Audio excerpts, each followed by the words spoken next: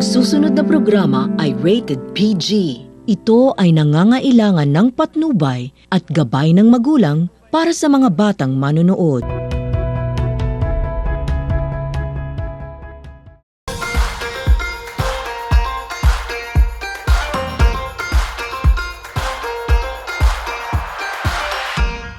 Magandang araw. Barry Hamora. Ako yung may-ari ng Motos Lechon Cebuan Meat Shop. Mrs. ko, Maria Lea Hamora. May hawak ng pera.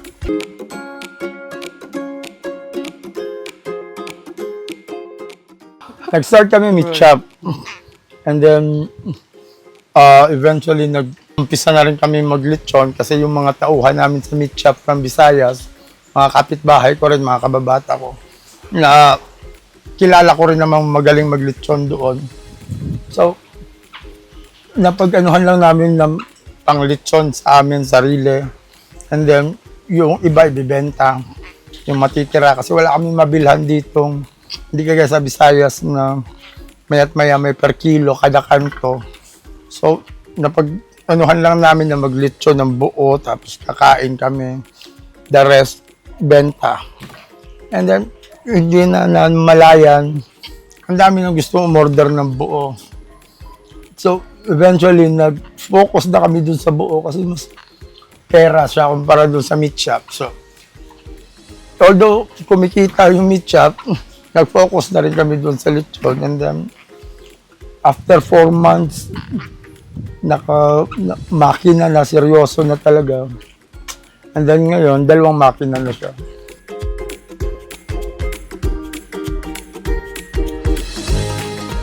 Actually, yun yung pangalan ng nickname ng eldest son namin. So, we named the lechonan after him.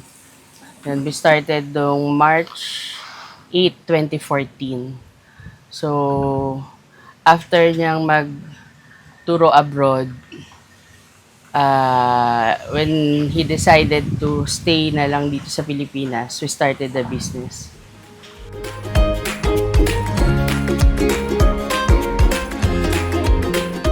Pandemic time, bawal yung gathering, so bawal din maglechon.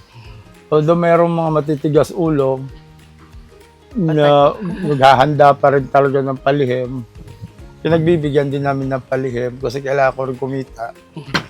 Pero 2 years yon, walang lechon. 2 years walang income from lechonan. So, struggle talaga. Actually, walang income. Lahat ng naipon noong nag-operate kami simula 2014 hanggang nagkaroon ng pandemic, may hinuhulugan pa ba tayo ng time na yan, pandemic? Wala. Wala naman kami. Sasakyan na. Sasakyan. Pero, lahat ng savings sa ED. Yung emergency fund, yung buti, tawid.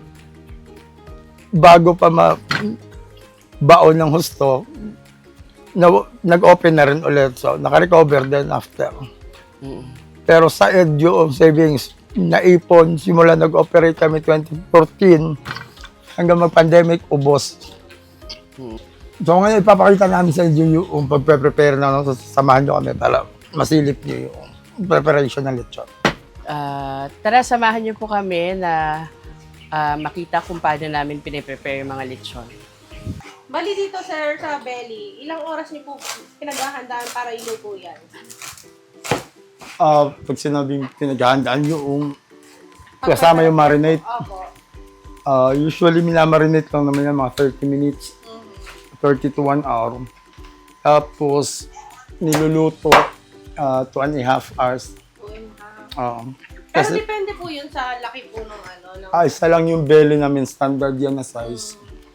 Actually, kung ikukumpara mo doon sa buong lechon, mas matagal ang cooking time ng belly. Yun yung common na pag may mga customers na pabigla-bigla. Kasi puro kami made to order, tapos nagmamadali, kahit lang daw belly para lang magkaroon na agad. Pero actually baliktad, mas matagal tulutuin. Kasi itong belly na to ay nanggagaling sa Yung matatandang baboy, malalaking baboy, yung nasa slot, yung nasa palengke. So makapal ito, 2.5 hours. Samantalang yung mga nililitsyo naming buo, nagre-range yun from 12 to 50 kilos. Kaya yung lutuin 2 hours. Itong belly na to, 2.5. Bakit po ganun mas matagal din yung belly? Kasi ang pinanggalingang baboy nito ay Inahin na. mas matanda o yung mga 100 kilos, yung pang slaughter na, pang karne na sa palengke. Iba yung litsunin kasi mga batang baboy pa yun, maliliit. Kaya mas mabilis lutuin. Pero ano po yung mostly na binibili po sa inyo? Ilang kilo po yung binibili po sa inyo?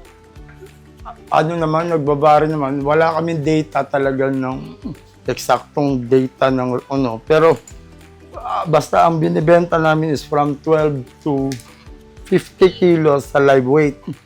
Below 12, yun yung kutsinilyo. Ay, hindi na kami never talaga kami nag-offer noon kasi hindi siya practical.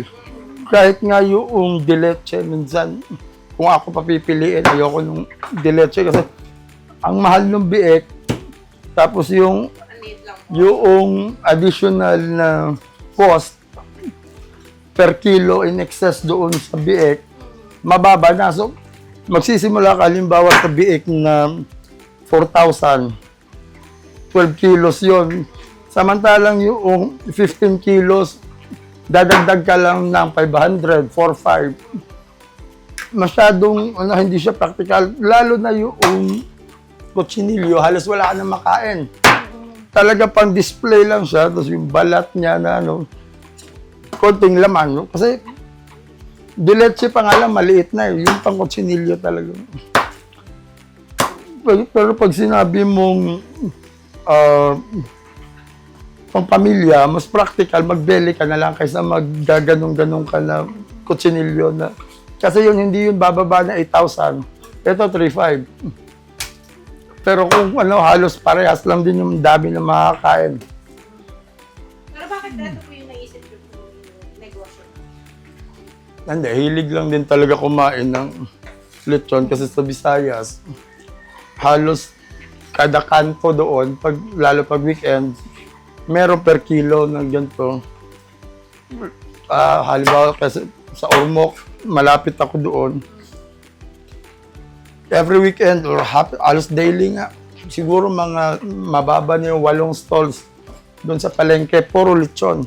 Pagdating ko dito, kasi from Leyte ako, tapos nag-UP Los Baños, pagdating ko dito, wala akong makita per kilo. Hanggang nag-asawa na ako, wala pa rin talagang nag-open. Gusto ko kumain ng lechon. Pero yung original naming business, yung nag-umpisa talaga kami meat shop. Nagkataon lang yung mga tauhan ko from Visayas ay marunong mag-lechon. So sabi ko, mag-lechon na rin tayo, kakain tayo ng lechon, bibenta natin yung sobra. And then, doon nag-start. Kasi nung nagbenta na kami nung lechon, marami na umu-order ng buo. Nag-focus na kami sa buo, nasarado yung meat shop kasi Nag-focus sa mas pabenta po kasi. mas yung buo dito sa Ikaw, partner, ano pong favorite mo na part dyan sa lechon? Yung balat. Ganun balat. Ako, kahit ako, mahilig din ako sa balat ng lechon eh. Kaso lang, syempre, minsan na lang natin nakakain niya kasi occasional din lang. Occasion.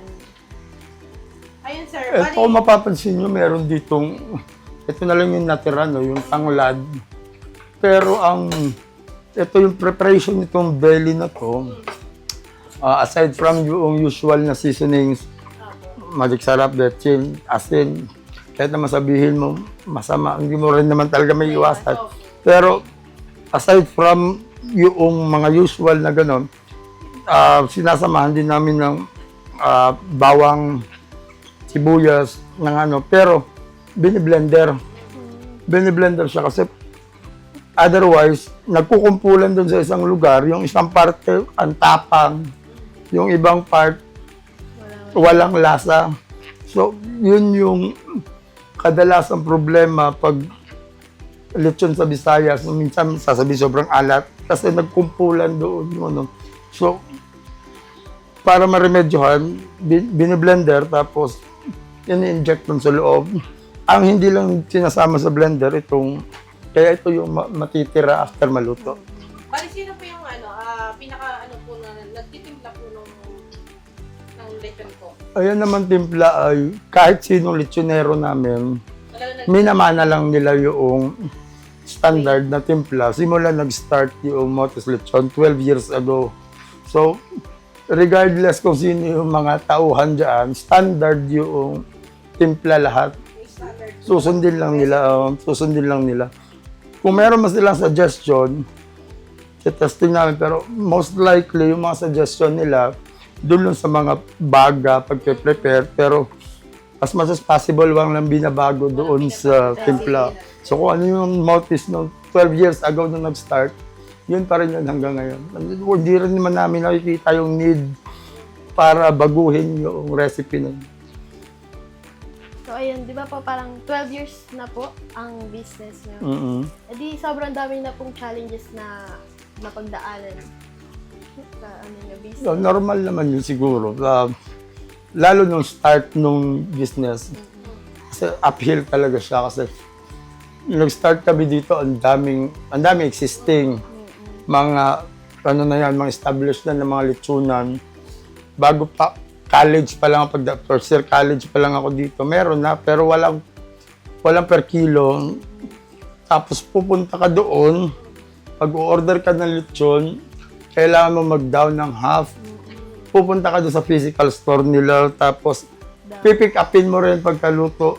So magda-down ka ng half kasi yun din yung papaikutin nila pambiling baboy. Tapos masyadong matrabaho. So nag-start kami, yun lang naman yung kailangan kong i-address. Kasi kung ako personally, problema sa akin yun. Dito karamihan kasi, siguro masasabi mo 80% nung customer base namin ay mga nag-outing sa Pansol. Hindi yan mga yan dadayo dito Laguna para mag-down ng lechon tapos pag nasa pool na, pipick up na naman sila doon sa So, yun yung in-address namin. Nung hindi pa uso yung GCash, zero down payment. COD. So, pag nasa resort na kayo, dadalhin namin doon yung nababayaran. Free delivery na rin. So, yung mga ayoko, pag-order ko ng lechon, yun yung in-address namin. And then, tingin ko na-appreciate naman nila kasi ang bilis namin lumaki. Nag-start kami, mano-mano. And then, 4 months, nakamakina na kami, 12, capacity niya 12. And then ngayon, aside from dun sa naunang makina, panibagong makina ulit, ilang capacity na? 18. So, 12 tsaka 18. Kaya na ngayon tumakbo sabay-sabay 30. Ang bilis niyang puno. Nung start talaga, parusa. Kasi hindi kami kilala. Nagsisimula. Meron mga existing. Pero tingin ko naman nung nagkilo-kilo kami, ang bilis. Kasi nakakatikim. Tapos o-order ng buo, yung bisita nila masasarapan, o-order din. Ang bilis. So, pag meron kang makikitang lechonan dyan, hanggang ngayon, yung lechonan nila ay mano-mano pa rin. May diferensya talaga yan sa tingin ko pagdating sa service. Kasi otherwise, matagal na yan lumaki dapat. Kasi ang bilis lumaki ng ganitong business. Kasi isang lechon, ilan ang kakaing bisita. Pag nasarapan yun, order sa'yo yun, ilan na namang panibagong bisita. Ang bilis, kaya ang bilis namin lumaki, 4 months, nakamakina na kami. Pero yung mga, dati pa mga existing dito sa Los Baños, hindi naman sa pero either hindi lumaki, or nagsara. Yung mga tauhan nila, nagsilipatan dito. So, tingin ko naman yung problema namin initially, wala kaming mapagkuhonan ng baboy kasi malay namin sa ganan. ayaw kami seryosohin ng ibang customer kasi sino ba naman kami. Kahit taga Los Baños, hindi kami kilala. Kahit kapitbahay, hindi kami kilala. Pero, mabilis naman siya mano. Siguro sa ating pagbabalik partner, itutuloy natin yung kwentuhan kay sir. Sa pagbabalik po yan ng aming programa, My TV6, biyahe tayo, #ipagsabi.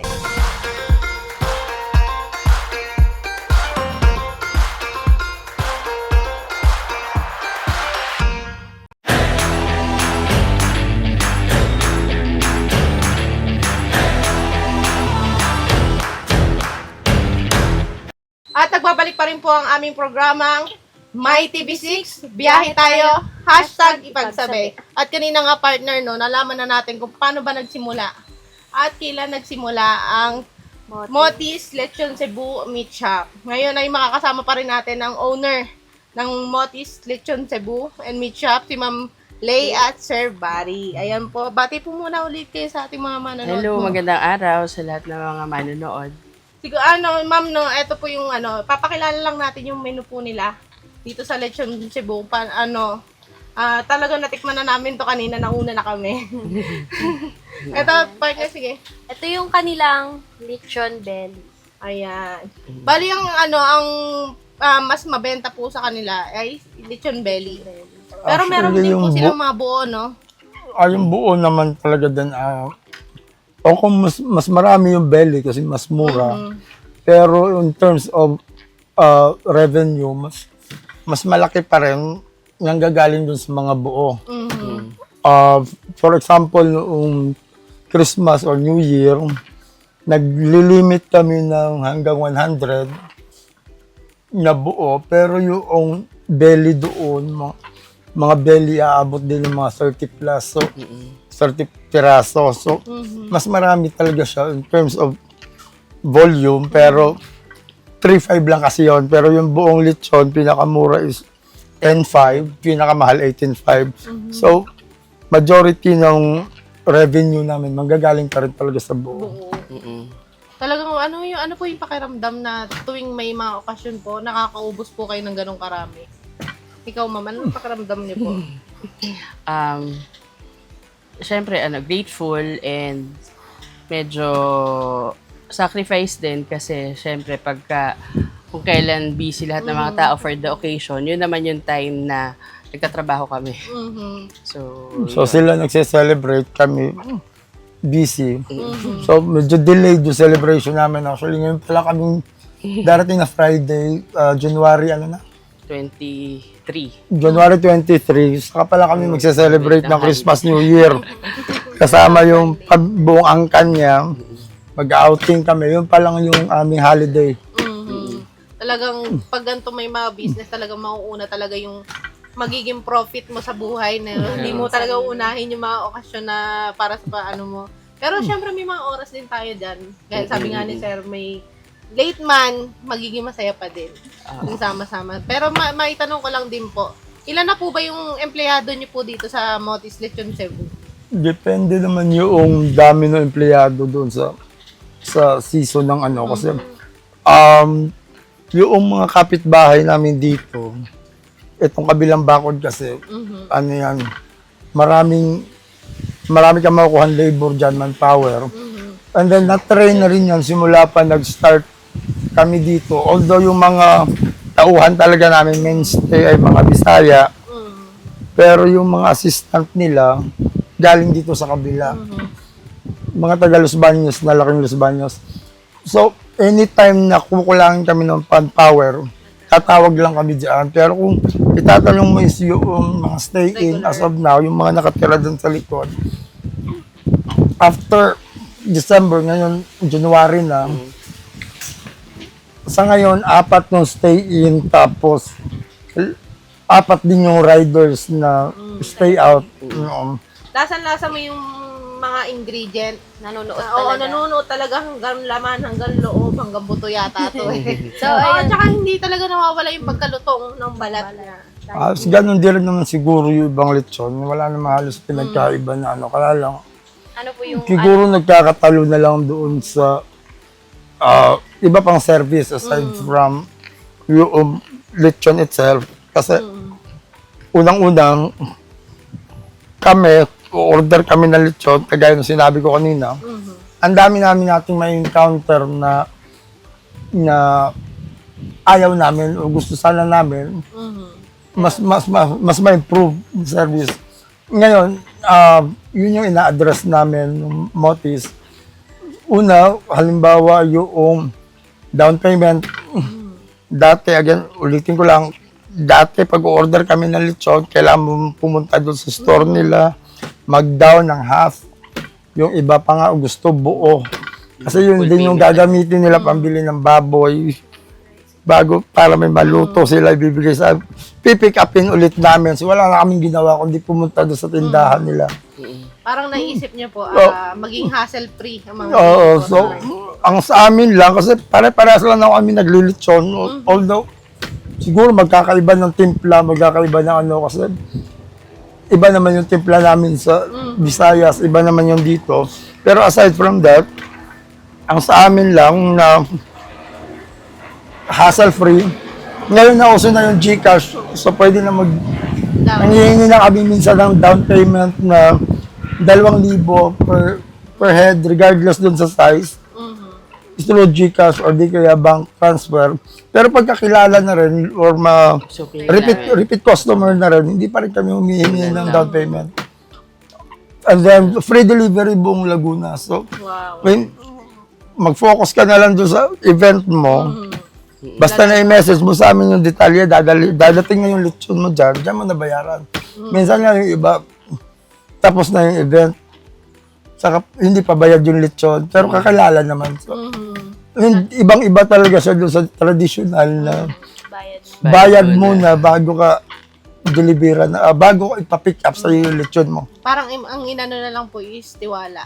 Tiwala na lang po sa mga mag-avail po ng lechon. Ngayon din po, meron din ako napansin po sa lechon niyo po, yung kakaiba po, sabi nga ni Sir.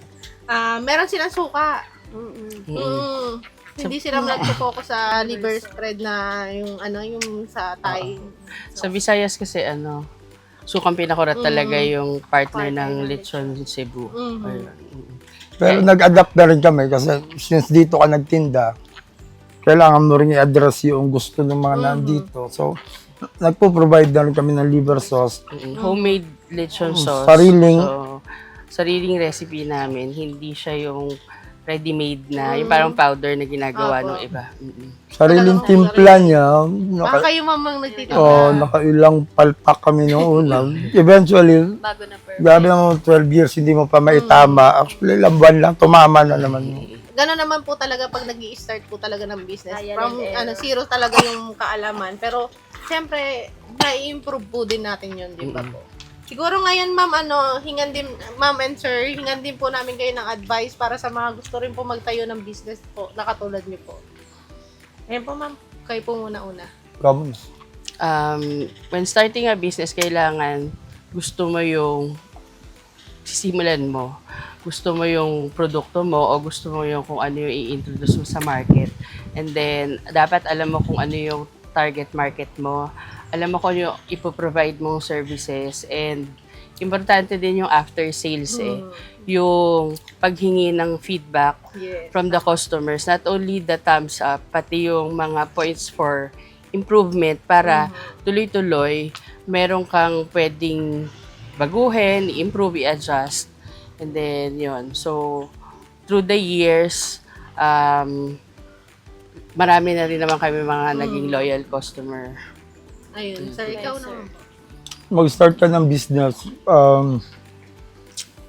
expect mo na sa simula, talagang paahon na paahon yan. Pero darating ka din naman dun sa point na kuyakoy ka na lang. Hindi ko naman sinasabing masama mag-empleyado kasi ako 8 years din ako professor, both dito local tsaka abroad.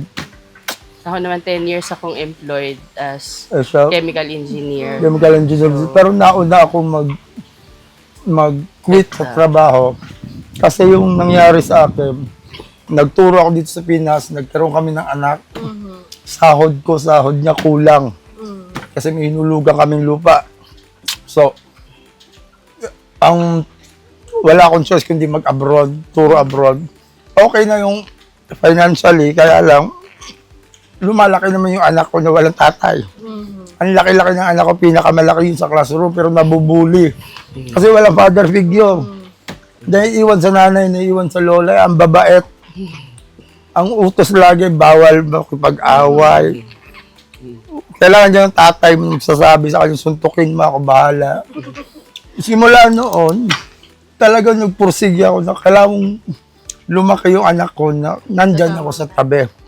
So, nag-start kami nung inano ko to na tignan mo yung ipon natin kung kaya nang mabuhay tayo ng 5 months kasi hindi naman talaga magkikita agad yung negosyo. Ura-urada, bigyan mo ako palugit 5 months.